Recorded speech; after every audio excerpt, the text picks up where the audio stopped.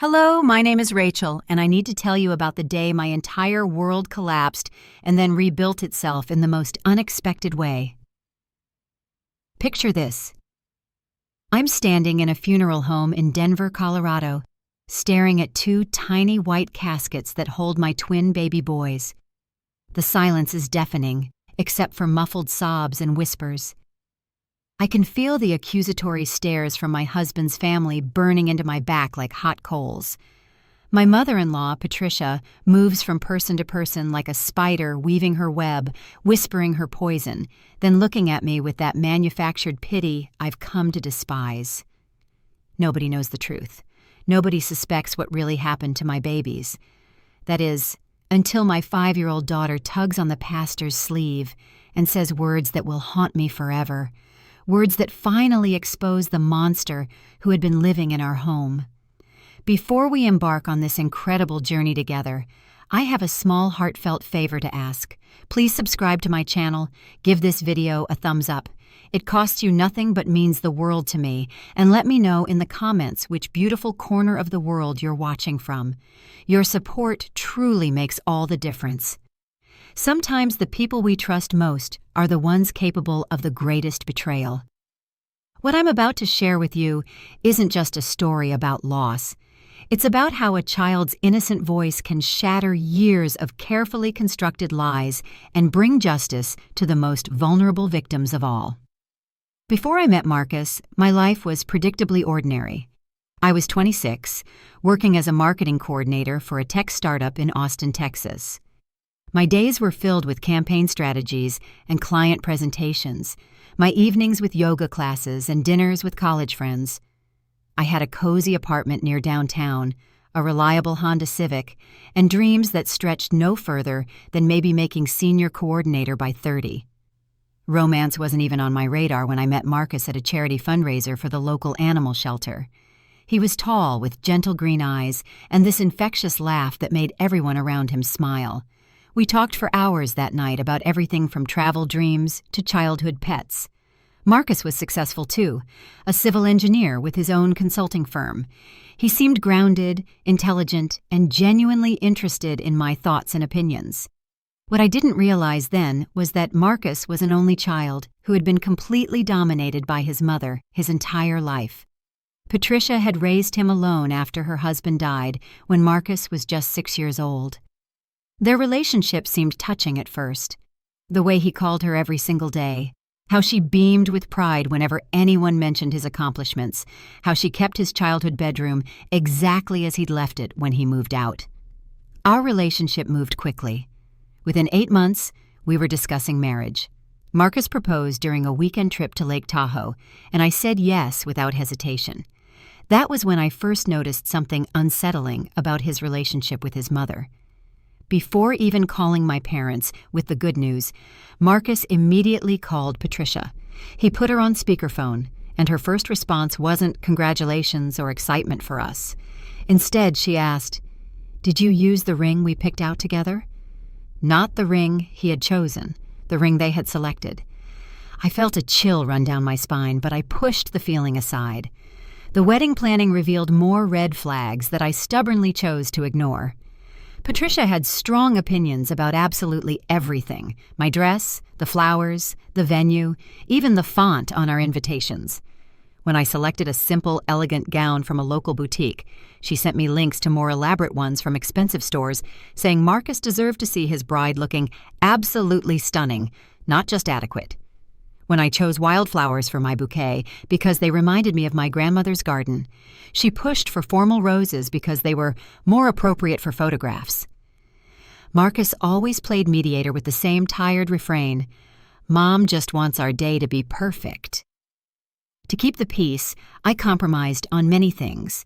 The wedding became larger than I wanted, the venue more formal, the entire affair more about impressing Patricia's friends than celebrating our love.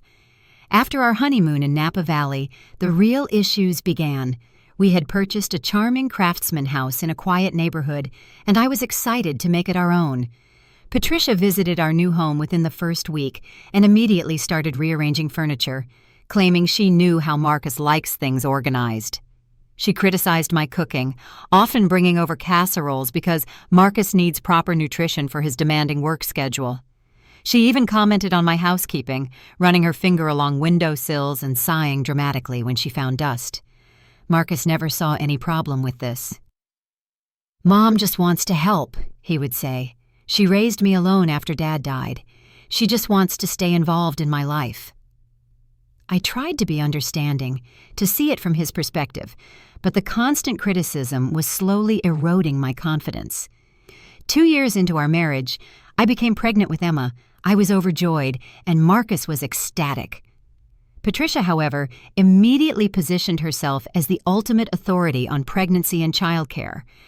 "I raised the perfect son," she would remind me constantly. "I know exactly what needs to be done." During my pregnancy, Patricia began dropping by unannounced almost daily. She would bring prenatal vitamins, books about fetal development, and endless advice about what I should be eating. She questioned my obstetrician's recommendations and suggested I switch to her friend Dr. Morrison, who had delivered Marcus 32 years earlier. When I politely declined, she told Marcus I wasn't taking my pregnancy seriously enough. The day Emma was born was both the most wonderful and most stressful day of my life. After 16 hours of labor, I was exhausted, but overjoyed to hold my beautiful daughter. Patricia arrived at the hospital within minutes of Marcus calling her, and she barely acknowledged my achievement.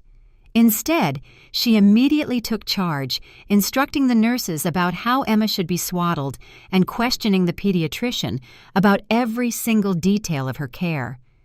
She stayed at the hospital constantly, only leaving when visiting hours absolutely required it. She dominated the time with Emma, often taking her from my arms while saying things like, "Let me show you the proper way to support her neck." When I tried to establish breastfeeding, she hovered over me, offering unwanted advice and making me feel completely inadequate as a new mother. Marcus saw none of this as problematic. "Mom raised me alone," he would remind me.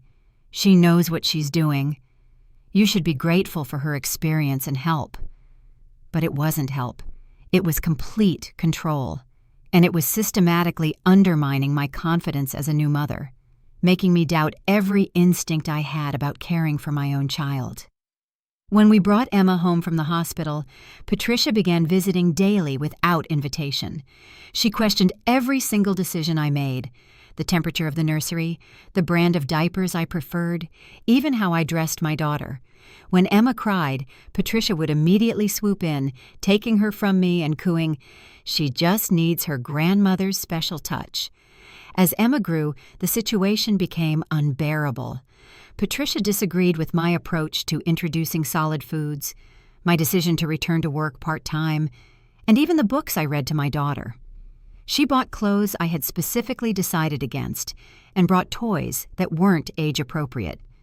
When I tried to establish boundaries, she would tear up and tell Marcus I was keeping her from her only grandchild. Marcus and I began arguing more frequently. He couldn't understand why I couldn't just get along with his mother. He accused me of being oversensitive and ungrateful. Our once strong partnership began to fracture under the weight of Patricia's constant presence and his unwavering loyalty to her. By the time Emma was 4, I felt like a stranger in my own home. I second-guessed every parenting decision, knowing it would be scrutinized and criticized. Marcus and I had become more like roommates than partners, with Patricia always between us, the invisible third person in our marriage. When Emma was 4 years old, I discovered I was pregnant again. The morning sickness hit me like a freight train, and initially I thought I had caught a stomach virus. After a week of constant nausea, I took a home pregnancy test. The positive result filled me with mixed emotions: happiness about expanding our family, but dread about how another child would affect the already delicate balance in our home. When I told Marcus, his first reaction was joy, quickly followed by concern about finances. "Another child means we'll need to budget more carefully," he said, immediately pulling out his phone to calculate expenses. I had hoped for a more emotional response, but his practical nature had always dominated his reactions. At my first prenatal appointment, the ultrasound revealed a surprise that left me speechless. 2 heartbeats. Twins. The technician pointed at the screen, showing me 2 distinct little forms growing inside me. I laughed and cried simultaneously, overwhelmed by the unexpected news. Marcus seemed stunned when I told him, managing a weak smile and saying, "Wow, 2 at once. That'll be efficient." Then, of course, he immediately called his mother. Patricia's reaction was extreme and telling. She showed up at our house within an hour, bursting through the door with shopping bags from baby stores. "Twins!" she exclaimed, hugging Marcus first, then giving me a quick, perfunctory embrace. "This is wonderful news. Twins run in our family, you know. My great-aunts were twins." I should have recognized the possessiveness in her voice, the way she claimed ownership of my pregnancy from that very first moment. As my pregnancy progressed, Patricia inserted herself even more aggressively into our lives. She began researching everything about twin pregnancies and bombarded me with information, warnings, and dire predictions. "Twin pregnancies are extremely high risk," she would remind me constantly. "You need to be extraordinarily careful about everything." When I was 5 months pregnant, Patricia dropped her bombshell during our usual Sunday dinner at our house. "I've been thinking," she announced, setting down her fork with dramatic flair. "After the twins are born, I should move in to help, at least for the first 6 months." My fork froze halfway to my mouth. "That's very generous," I said carefully, "but we'll manage just fine. I've already arranged for extended maternity leave." Patricia shook her head dismissively. "You have absolutely no idea how difficult twins will be. 1 baby was challenging enough for you with Emma. 2 will be completely impossible, especially with a toddler running around demanding attention." Marcus jumped in before I could respond. "Let's discuss this later," he said, but I could tell from his expression that he thought his mother's suggestion had genuine merit. As my pregnancy progressed, Marcus worked increasingly long hours. He claimed it was to save money for the twins' expenses, but I suspected he was avoiding the mounting tension at home. Our conversations became brief and purely functional. Schedules, chores, logistics, rather than the emotional connection I desperately craved. One evening, while tucking Emma into bed, she asked a question that absolutely broke my heart. "Mommy, why does Grandma Patricia say you don't know how to be a good mommy?" I froze, trying to control my expression and keep my voice steady. "Did Grandma say that to you, sweetheart?" Emma nodded solemnly. "She told Mrs. Henderson from next door that you need lots of help because you don't know how to take care of babies properly. She said Daddy deserves better." I kissed her forehead and assured her that sometimes adults say things they shouldn't, and that I loved her more than all the stars in the sky. But inside, I was seething with rage. Patricia wasn't just undermining me to my face. She was speaking badly about me to others, including poisoning my own child's mind against me. When I confronted Marcus about this, he defended his mother as always. "She's just concerned," he said dismissively. "And honestly, twins will be incredibly challenging. Maybe we should seriously consider her offer to help." At 34 weeks, I went into premature labor. The contractions started suddenly while I was grocery shopping at Whole Foods. By the time Marcus met me at Denver General Hospital, I was already 5 centimeters dilated. The doctors tried everything to stop the labor, but the twins were determined to make their early arrival. After a relatively quick delivery, Tyler and Trevor were born small but seemingly healthy fighters. Each weighed just over 4 pounds. They were immediately taken to the NICU, their tiny bodies connected to monitors and tubes. Instead of holding my newborn sons, I watched them through incubator walls, my heart breaking at seeing them struggle for every breath. I had to stay in the hospital for 6 days due to complications from the delivery, and the twins remained in the NICU for 3 agonizing weeks. During this time, Patricia took complete charge at our home. Without asking my permission, she moved into our guest room to take care of Emma and prepare everything for the twins' homecoming. When I was finally discharged, Marcus drove me home while the twins remained hospitalized. Walking into my own house felt like entering a stranger's home. Patricia had rearranged all the furniture, completely cleaned out my pantry, and replaced my carefully chosen organic foods with her preferred brands, and totally redone the nursery I had lovingly prepared over months. "I hope you don't mind," she said, though her tone made it clear she didn't care whether I minded or not. "I made some necessary improvements. Your nursery layout wasn't practical for twins." My carefully chosen woodland theme, with soft greens and browns, had been completely replaced with a nautical design in harsh blues and whites. The comfortable nursing chair I had specifically selected was gone, replaced by a stiff wooden rocker that Patricia preferred. Even the cribs had been moved to different positions, no longer arranged the way I had planned for optimal care. Emma seemed subdued and withdrawn, clinging to me desperately when I arrived home. Later that evening, she whispered that Grandma Patricia had changed her bedtime routine, replaced her favorite foods with more nutritious options, and packed away some of her beloved toys because they were too babyish for a big sister.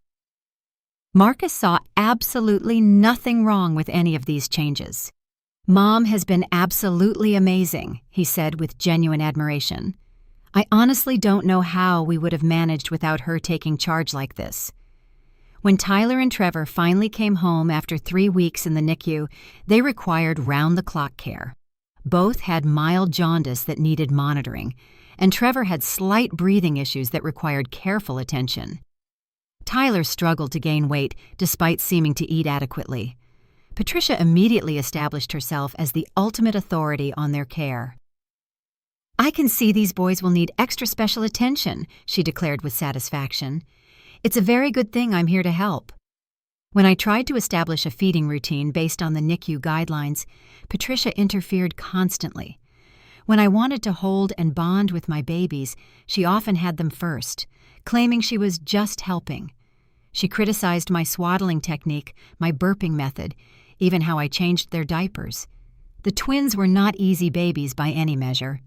They rarely slept at the same time, and when one finally stopped crying, the other would invariably start. I was still healing from the difficult delivery, struggling to produce enough milk for 2 babies, and constantly worried about their health and development. A week after the twins came home, Patricia made her ultimate power play. "I've decided to stay for at least 6 months," she announced during dinner, as casually as if she were discussing the weather.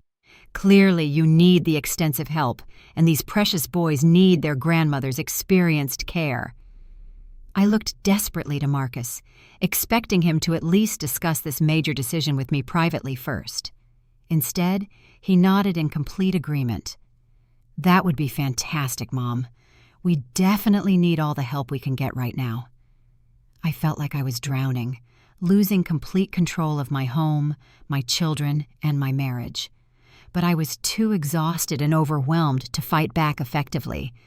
The twins demanded every ounce of energy I possessed, and Patricia had successfully positioned herself as absolutely essential to our family's basic functioning.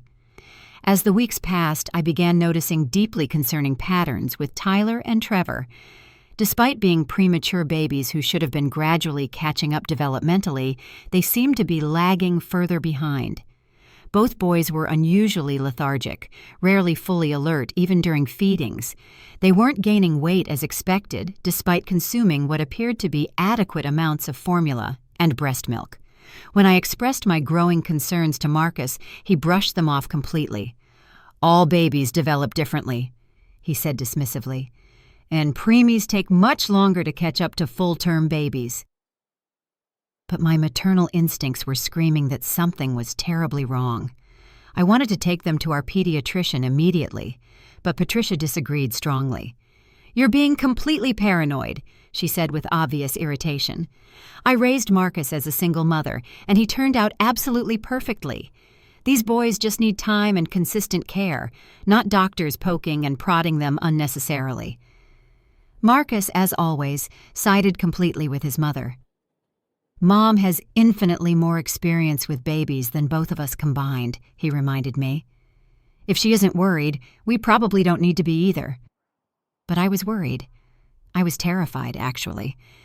I scheduled an appointment with Dr. Peterson anyway, only to have Patricia conveniently take the twins for a special grandmother bonding outing that morning.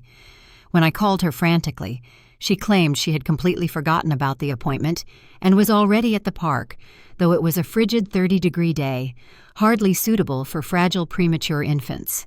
One night, after another exhausting day of feeling like a complete stranger in my own home, I had a complete breakdown. The twins had been crying for hours, taking turns so that just as one would finally settle, the other would immediately start wailing. I hadn't showered in 4 days, had eaten nothing but crackers and coffee, and felt like I was failing at absolutely everything that mattered. Patricia found me sobbing in the nursery, desperately trying to comfort Tyler while Trevor wailed in his crib. Without saying a word, she took Tyler from my arms with practiced efficiency. "Go get some real sleep," she ordered firmly. "I'll handle both boys tonight." Too exhausted to argue or resist, I surrendered my babies to her. "Please wake me for their 2 a.m. feeding," I said weakly. "Don't worry about anything," Patricia replied with a strange, satisfied smile. "I have everything prepared. You need completely uninterrupted rest." That night, I slept for 9 straight hours, the longest stretch since before the twins were born. When I woke with a panicked start at 7 a.m., terrified about missing multiple feedings, I rushed to the nursery in my pajamas. To my complete shock, both Tyler and Trevor were sleeping soundly and had apparently been asleep all night long. Premature babies typically needed to eat every 2 to 3 hours, even through the night. "How did you get them to sleep through the entire night?" I asked Patricia, who was already in the kitchen preparing Emma's breakfast with obvious self-satisfaction. "Just a grandmother's special touch," she said with that same disturbing smile. "Sometimes babies respond much better to experienced, confident hands." That became our new pattern. Patricia would take over complete night duty, and the twins would sleep for remarkably long stretches, sometimes 10 to 12 hours straight. While I was initially grateful for the desperately needed rest, I began finding it increasingly strange that 2 premature infants with feeding and weight issues were suddenly sleeping like teenagers. "Is it normal for them to sleep this much?" I asked Marcus one morning, my concern growing. "Shouldn't they be waking more frequently to eat?" Marcus just shrugged dismissively. "Mom says they're naturally good sleepers, just like I was as a baby. We should be thankful, not questioning it." But I couldn't shake my growing unease, especially when I noticed the twins remained sluggish and unresponsive during their waking hours. They weren't hitting any developmental milestones, rarely smiled, and seemed perpetually drowsy. One afternoon, I overheard Emma talking to her favorite stuffed elephant in her bedroom. "Grandma Patricia puts special medicine in the baby bottles," she was saying in her innocent 4-year-old voice. "She says it helps them be really good babies and sleep like perfect angels." My blood turned to ice in my veins. I knelt beside Emma, trying to keep my voice steady and casual. "What kind of medicine does Grandma put in their bottles, sweetheart?" Emma looked up with wide, trusting eyes. "The white powder from her special bottle. She says it's her secret recipe for making fussy babies behave properly." "Have you seen her do this many times?" I asked, my heart pounding. Emma nodded seriously. "Every single night when you go to bed. She told me not to tell you because you wouldn't understand and would just get upset for no good reason." That evening, I searched Patricia's room while she was giving the twins their bath. In her bedside drawer, hidden beneath a silk scarf, I found an unmarked prescription bottle. Inside were small, white pills, several of which had been crushed into fine powder.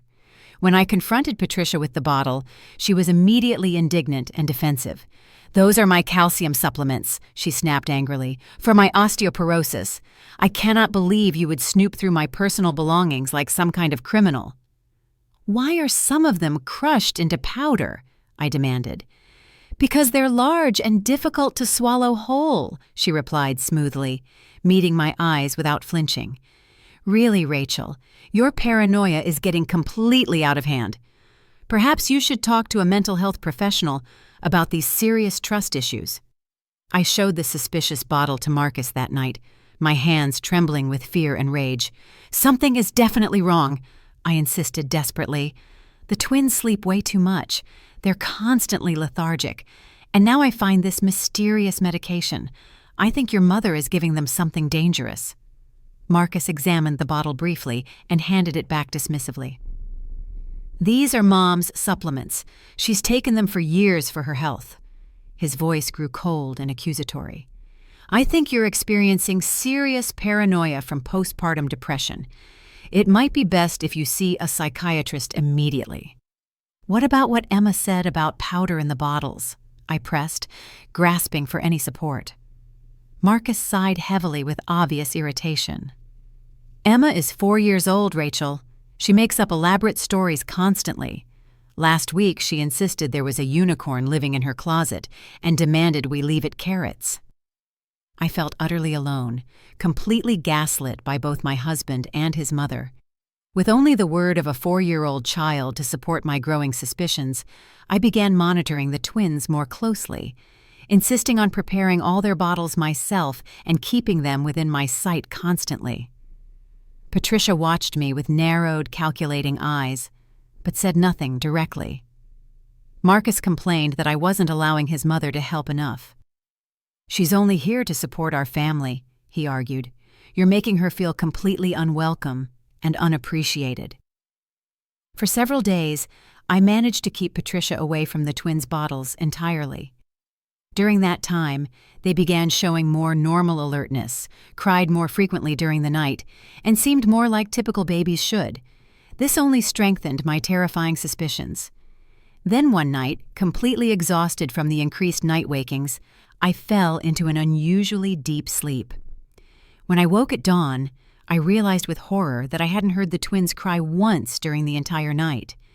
Panicked, I rushed to the nursery to find Patricia calmly rocking in the chair between their cribs, a satisfied, almost triumphant expression on her face.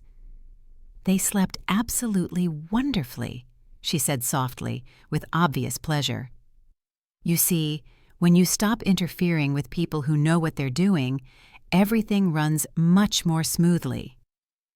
I checked on Tyler and Trevor, finding them deeply asleep, almost unnaturally still, except for their shallow, barely perceptible breathing. On the changing table, I noticed an empty bottle with suspicious traces of white residue dried around the bottom and nipple.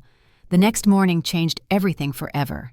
It was a Tuesday, unnaturally quiet throughout the house. Emma was still sleeping, and Marcus had left early for an important client meeting. Patricia had insisted on taking the complete night shift again, claiming I looked absolutely terrible and needed uninterrupted rest. I woke at 6:30 with an inexplicable sense of dread weighing on my chest. The house was completely silent. No baby cries, no Patricia moving around preparing bottles, just absolute terrifying stillness. I walked to the nursery on bare feet, soundless on the hardwood floors. The door was slightly ajar, with early morning light filtering through the blinds. Both cribs were visible from the doorway, and I could see the twins lying motionless. Too motionless. Something primitive and maternal deep inside me knew instantly. I rushed to Tyler's crib first, touching his tiny cheek. Cold. Much too cold. His lips had a bluish tint, and when I placed my trembling hand on his chest, there was no movement at all. The rest is a blur of screaming CPR attempts, paramedics, and the devastating confirmation that both my precious boys were gone. Patricia's performance was Oscar-worthy, the grieving grandmother, shocked and heartbroken. But I'll never forget her first words when she found me doing CPR. "What did you do?" The investigation that followed revealed everything. The security cameras Marcus had installed captured Patricia crushing sleeping pills into the twins' bottles night after night. The final night, she had given them a lethal dose. Emma's testimony, given with the help of child psychologists, provided the missing pieces. Patricia was convicted of 2 counts of second-degree murder and sentenced to life in prison. She showed no remorse, even claiming at sentencing that she did it to protect Marcus from an inadequate wife and mother. My marriage didn't survive.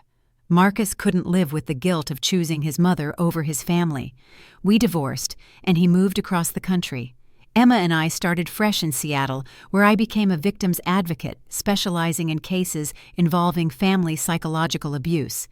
Emma, now 10, volunteers at my nonprofit organization. She wants to help other children whose voices aren't being heard. Sometimes justice comes from the smallest, most unexpected sources. My daughter's courage to speak the truth when adults fail to see it not only brought justice for Tyler and Trevor, but potentially saved other children from Patricia's deadly help. The most important lesson I learned? Trust your instincts, especially as a mother. Listen to children. They often see truths that adults refuse to acknowledge, and never underestimate the power of speaking up, even when it feels like the whole world is against you. Have you ever had to stand up for the truth when everyone around you refused to see it? How did you find the courage to speak out? Share your story in the comments below, and if this resonated with you, please like and subscribe. Remember, your voice matters, no matter how small it might seem.